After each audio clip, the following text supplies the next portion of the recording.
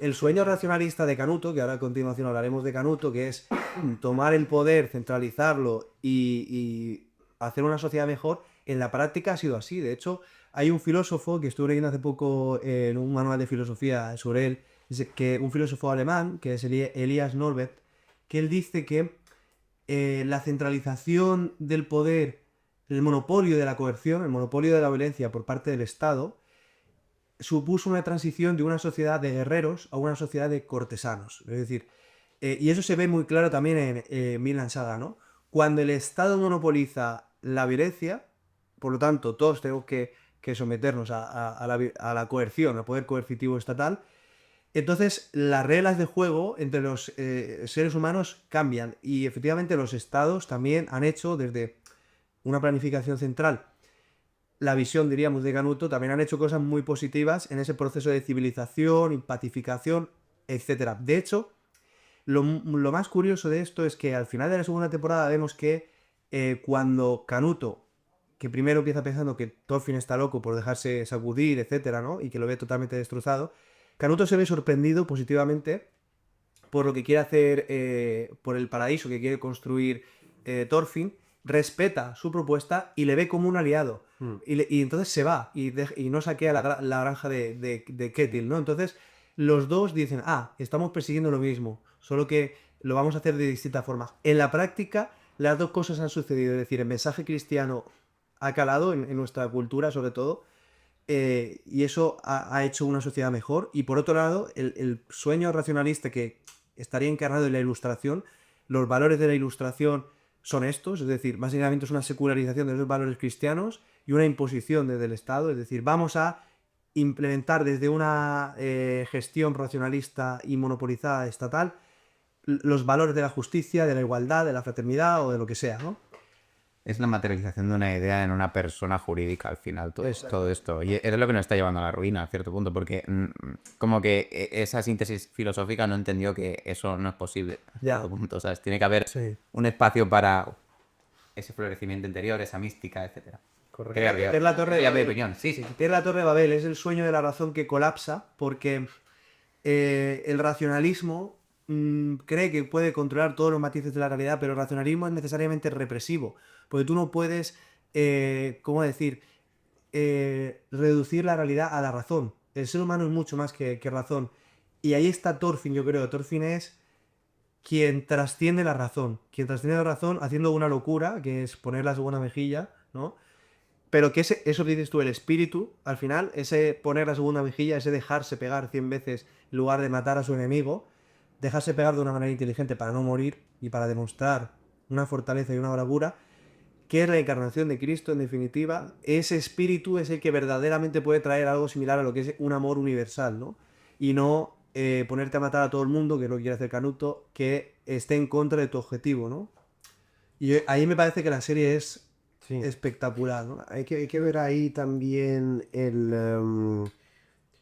evidentemente algo que se manifiesta en su legado de padre a hijo, que no es solamente lo ideal, sino también, así como apunte, el tema de la fuerza, ¿no? Porque hemos estado hablando antes de que Thor es prácticamente un personaje imposiblemente poderoso, ¿no? En muchos sentidos, y Thorfinn también lo es, en muchos aspectos, porque ya desde que es pequeño le vemos sobrevivir a cientos y cientos de batallas y guerras siendo él un crío y prácticamente acribillando a sus enemigos,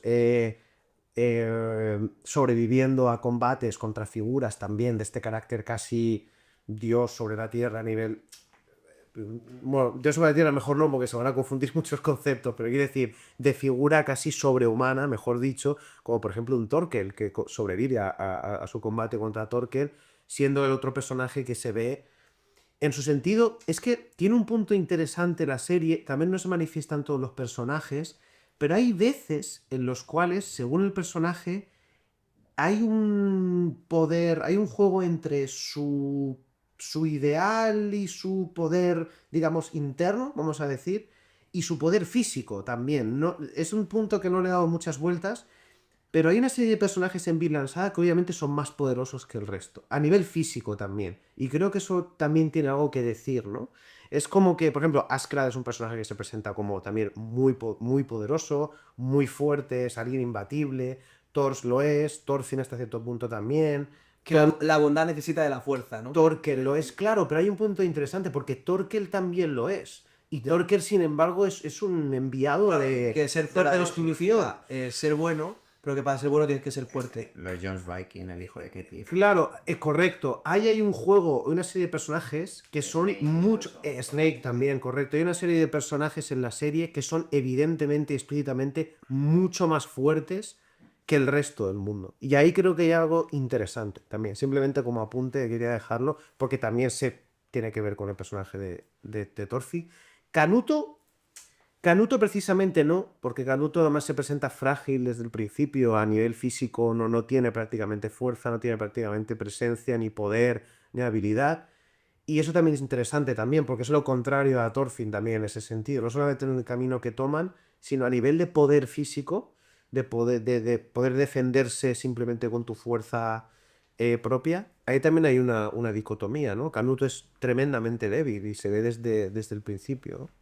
Canuto representa un poco el occidental actual, ¿no? Que es una persona que ha crecido mimada, en este caso por su cuidador, y que no tiene capacidad de ejercer la fuerza, que tiene una moral muy rígida, pero que no es capaz de defender, lo que decíamos, ¿no?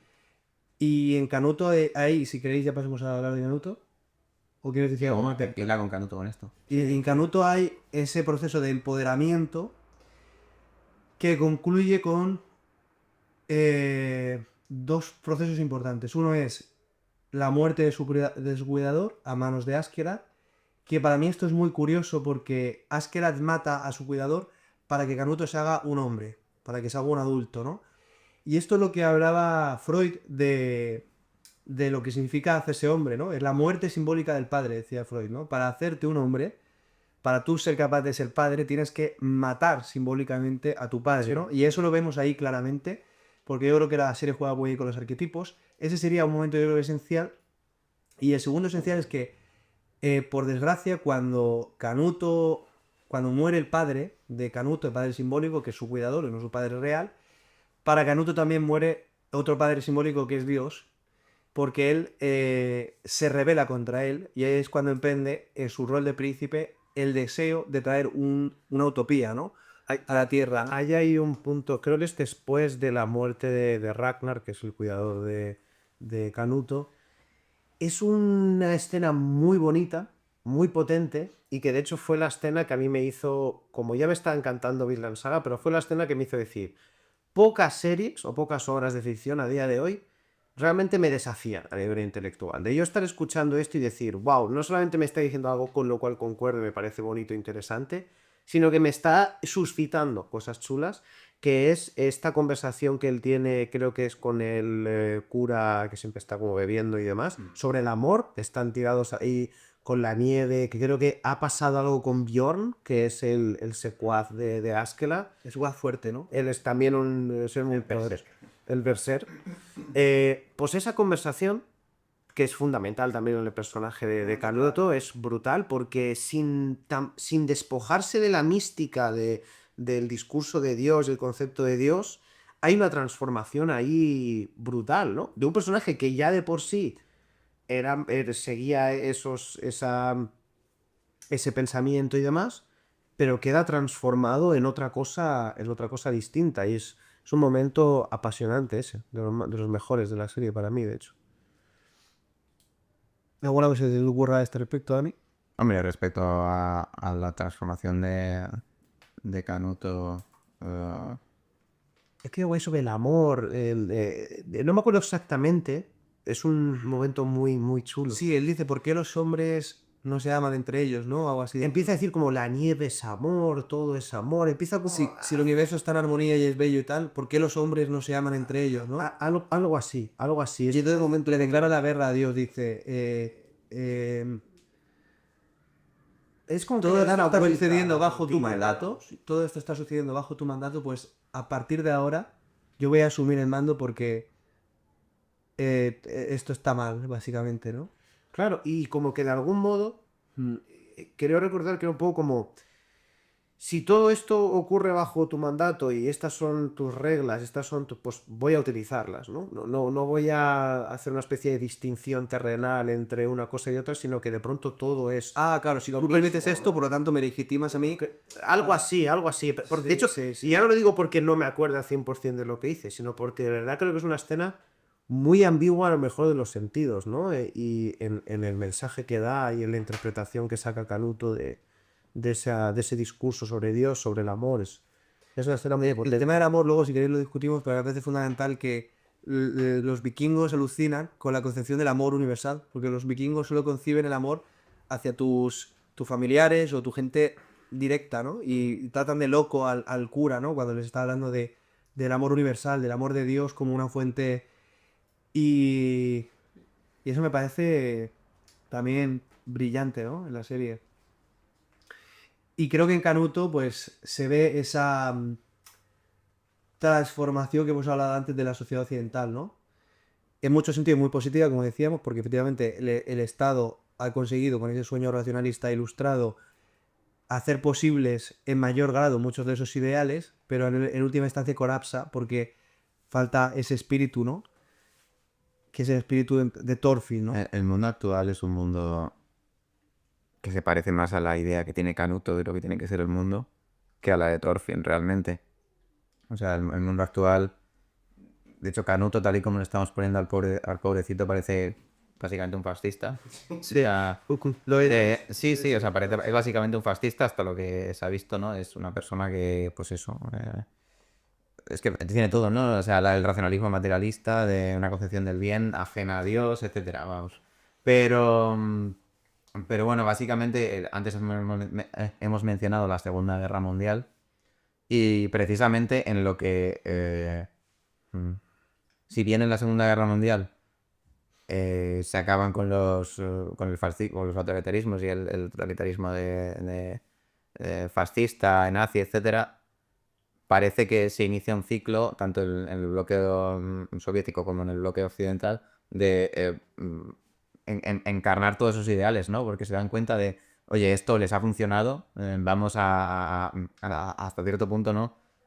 Tomar el relevo sin llamarnos así, ¿no? Pero parece un poco que es hacia lo que vamos abocados y... También es un comunista, más bien, Canuto, yo diría. Es un... Sí, bueno, ambos bloques, ¿no? Parece que tratan de tal. De hecho, la propia Unión Soviética colapsa por la propia naturaleza de su sistema político, ¿no? Pero, sí, del poco encaje con la naturaleza humana, ¿no? Que conlleva. En cambio, parece que el bloque occidental... esto es muy curioso, porque hoy en día se ve, ya pasando a hablar un poco de sociedad entre China y Estados Unidos, ¿no? El grado de censura es similar al final. Quiero decir, tú en Estados Unidos dices ciertas cosas en público y no puedes tener cuentas bancarias, ¿no? Pero es una empresa privada la que te censura, ¿no? En cambio en China es el Estado directamente. Tú vas contra el régimen y se te acabó la vida. Vale, igual no vas a la cárcel o no tal, pero lo mismo, ¿no? O sí, no lo sé. Pues de China sabemos poco. Pero parece que ya pues nadie te contrata, no quiere saber más de ti, etcétera, porque el Estado te ha baneado. En cambio, en Estados Unidos, en Occidente, digo Estados Unidos porque conozco ejemplos de allí, en Europa no sé si ha pasado, seguramente sí. Parece que dices, no sé, Kanye West es el ejemplo más claro, ¿no? Kanye West dice un exabrupto para llamar la atención en la tele y pierde los contratos, pierde las cuentas bancarias y pierde absolutamente todo, ¿no? Y, bueno, él se lo puede permitir porque a cierto punto es multimillonario, pero le ha pasado a gente con menos recursos que Kanye West. Y básicamente, como aparentemente lo hace agentes no gubernamentales, por así decirlo, en plan, mm, es un baneo que no viene del gobierno, pues parece que es legítimo, pero todas esas empresas los bancos, etcétera, que te bloquean, operan porque el gobierno les permite operar, o sea, que no deja de ser un poco un truco hasta cierto punto y hay mucha represión en la forma de ordenar la sociedad que vivimos hoy en día. Y hay una cosa muy interesante, ahora que has sacado lo de los bloques y tal, es que me parece fundamental, ¿no? Has hablado de los distintos modelos, el modelo fascista, que es un sueño racionalista, materialista. Luego eso se encarna también en la Unión Soviética, ¿no?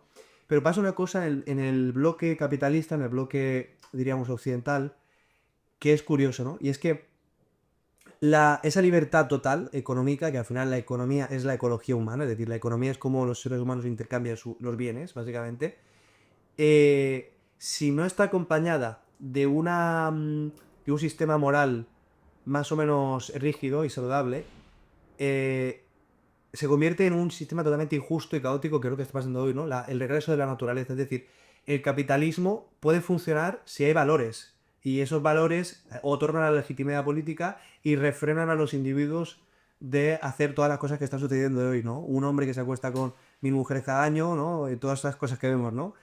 Todo el mundo soltero, todo el mundo... Que no hay unidad, que no hay cohesión, ¿no? Pero el capitalismo como tal tiene unos valores y son esos, ¿no?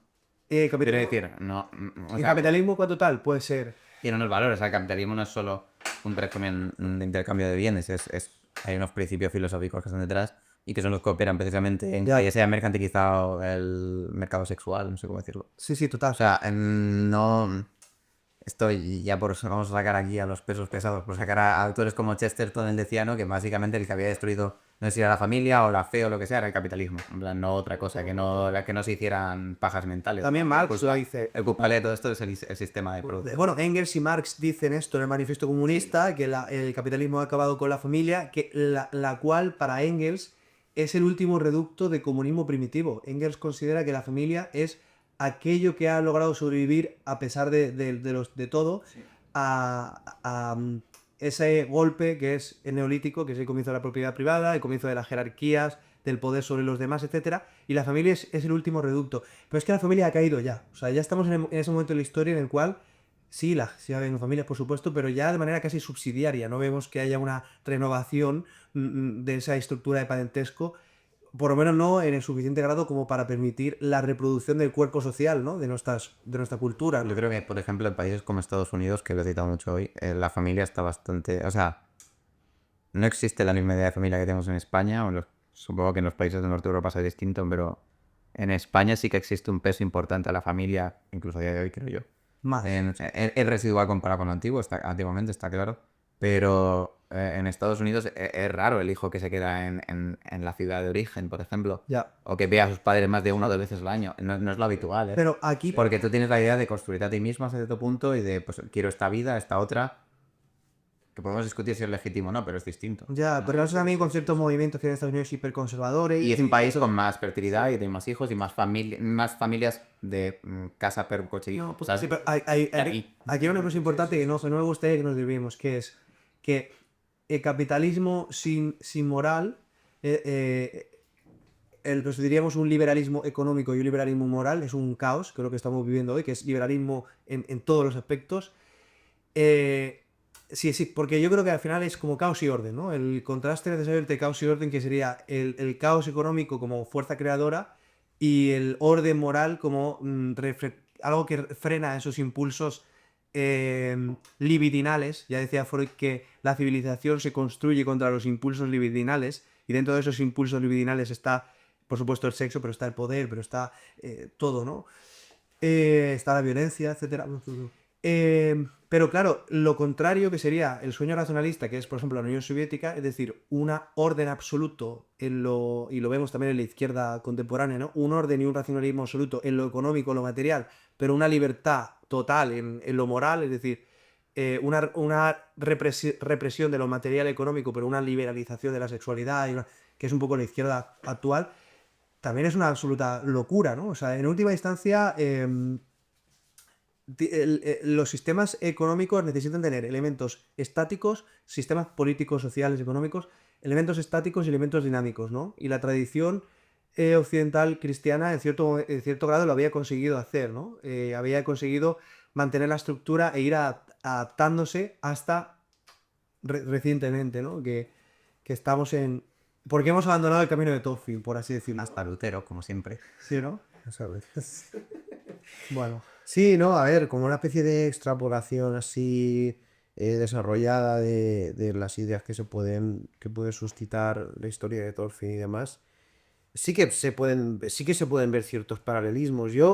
Es cierto que creo, que como suele pasar mucho también, en mayor o menor medida, con muchas obras japonesas, por regla general habrá excepciones, por supuesto, pero a los japoneses les gusta mucho sobre todo hablar de temas muy universales. Y evidentemente se pueden extrapolar cosas de Vinland Saga, lo que hemos estado hablando ahora, evidentemente. A los propios autores, al propio autor de Vinland Saga, le habrá influido cierta lectura del mundo, de la historia de la humanidad y demás, por supuesto. Pero creo que en general con los autores japoneses, con el manga y en el caso de Vinland Saga también un poco, todo esto se lleva sobre todo a conceptos más universales y más puramente filosóficos, como lo que hemos estado hablando, pues el amor,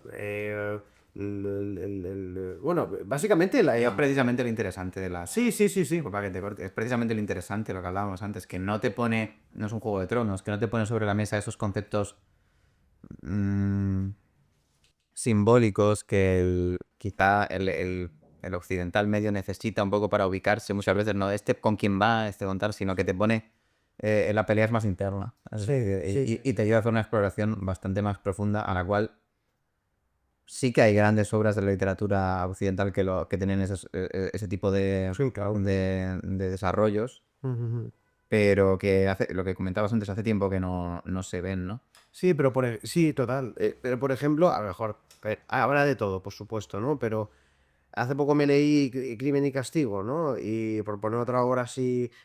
Y Dostoyevsky o... Y ya en Crimen y Castigo, evidentemente, bueno, aquí también tenemos un manga, una historia que está en un mundo, en el mundo real, vamos, no es un mundo ficticio. Una orquesta, una obra, ¿no? Sí, la obra. Pero eso era culpa también, o sea, tenemos se puede Sí, sí, sí, sí. Es verdad que he sacado aquí un melón que tampoco quiero empezar a No, pero está totalmente relacionado. Sí, sí, total. Pero quiero centrarme en una cosa en concreto, que es que incluso eso, Crimen y Castigo es verdad que es algo más, una novela, obviamente, desarrollada en un mundo mucho más cercano al nuestro que el de Vinland Saga. Pero ya hay pequeños comentarios, bueno, pequeños.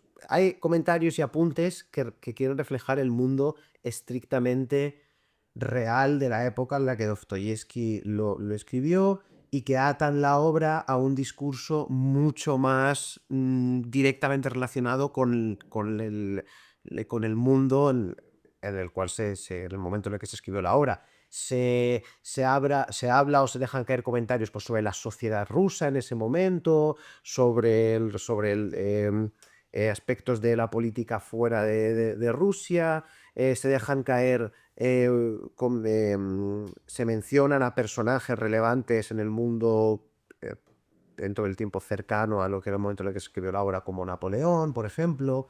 Pero, por ejemplo, Vinland Saga no es tan así. Es decir, sí que hay, obviamente, unos personajes que existieron, pero no son...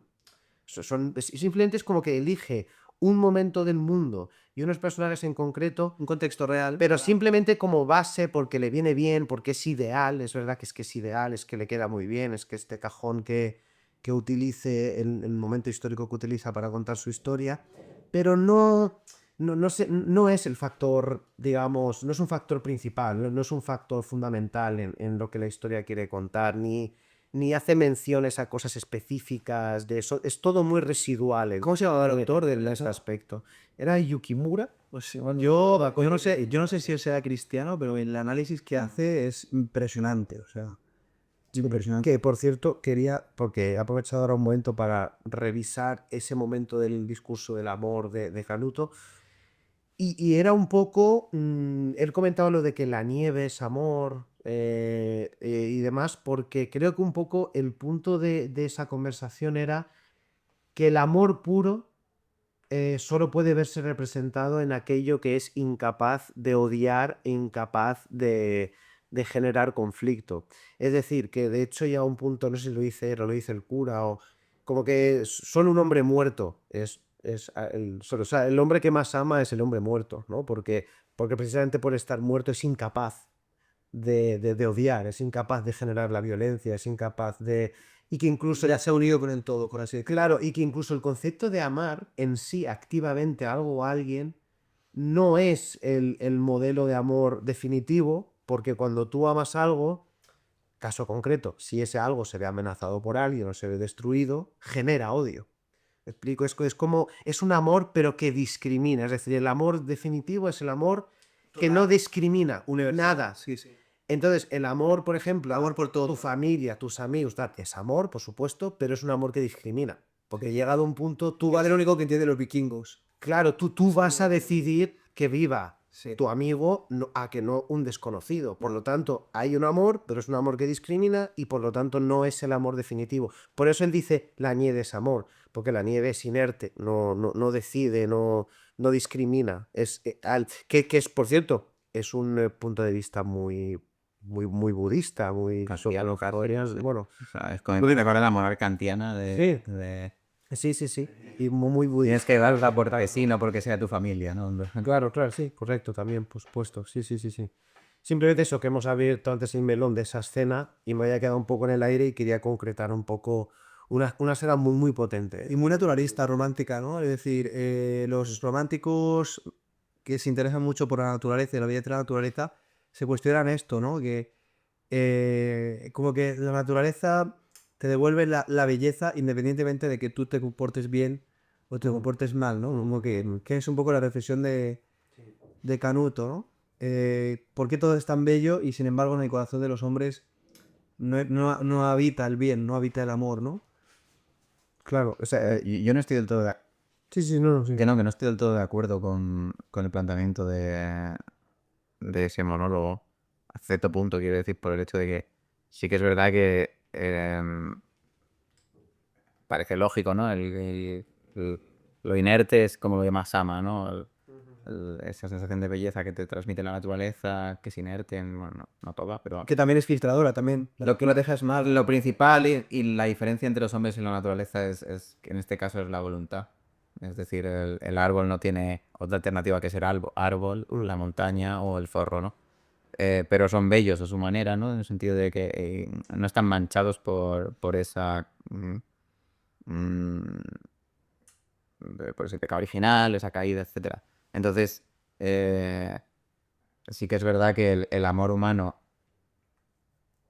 en vida dentro de una filosofía cristiana nunca puede ser completo, por así decirlo, pero sí que es verdad que Dios lo que quiere para un buen cristiano es precisamente que dé el paso de amar algo en un sentido, no algo, sino de amar en general, pero sin un sentido discriminatorio, pero sí que haya una voluntad pues eso, de renuncia, como de nuevo, como lo que evoca toda la filosofía de Vinland Saga en los personajes principales, que se ve constantemente.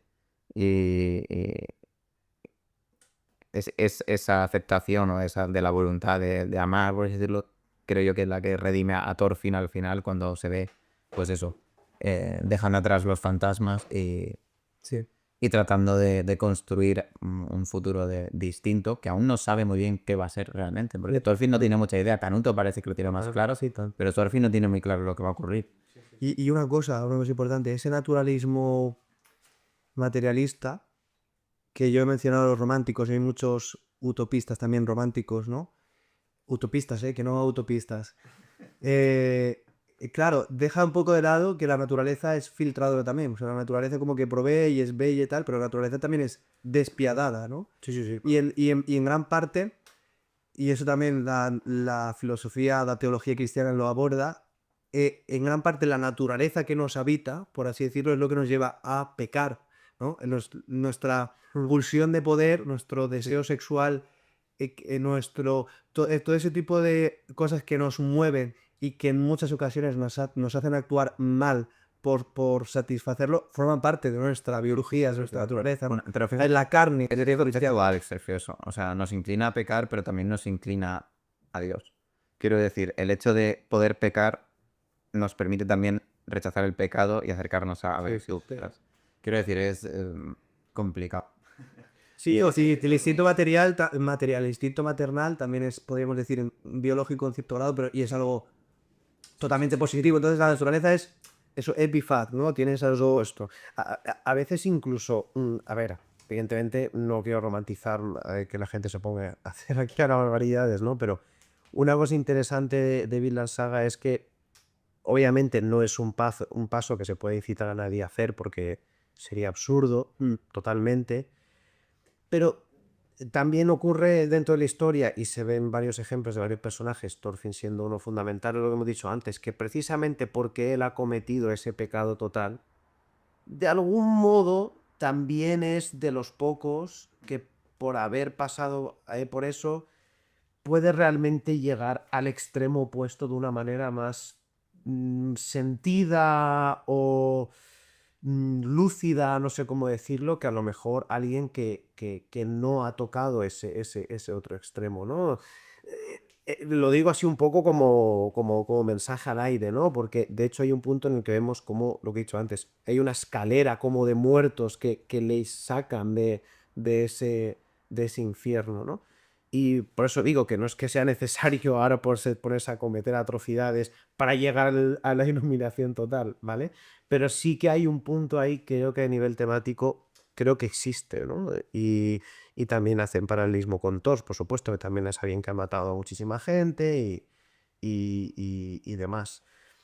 Y, y bueno, con el tema de Canuto, a ver, con el tema del discurso sobre el amor y demás, eh, aunque no estemos necesariamente de acuerdo con eso, que tampoco puedo por qué estarlo del todo, pero de nuevo, es otro mensaje que ofrece la obra que incita al pensamiento, incita a la reflexión, muestra su madurez, su curiosidad por estos temas que trata, como es una exploración constante que es lo que hace que como he dicho al principio, sea una obra tan interesante. Vamos a hacer una cosa. Voy a introducir una idea breve. Vamos a reflexionar sobre lo que significa Einar brevemente. Ajá. Y vamos a cerrar, porque yo creo que ya hemos tratado, Sí. en esta definición de los personajes hemos tratado todo lo que teníamos Sí. pensado. Sí. Y es sobre este naturalismo, hemos dicho ya a lo largo de este vídeo, que estamos de alguna forma recuperando la ley de la naturaleza, que vivimos en un mundo nietzscheano, etc. Y claro, yo creo que Nietzsche se caracteriza por estar traumatizado con lo que significa la naturaleza simbólicamente en nuestra cultura, que está asociado con la feminidad. Nietzsche es una persona que ha sido filtrado porque las mujeres no quieren estar con él, ¿no? Y está traumatizado con y repudia profundamente la idea de la mujer, la idea de la feminidad, la idea de la naturaleza, porque concibe la naturaleza solo desde el punto de vista de como una fuerza filtradora, ¿no? Y entonces, yo creo que esto es muy interesante porque yo creo que estamos en ese punto, ¿no? Ahora está cambiando la tendencia, pero estamos en el punto naturalista, materialista, concibiendo todas las relaciones humanas como una transacción, poniendo el foco siempre en el poder, en el estatus, etc. Y creo que hace falta dar la vuelta a eso, ¿no?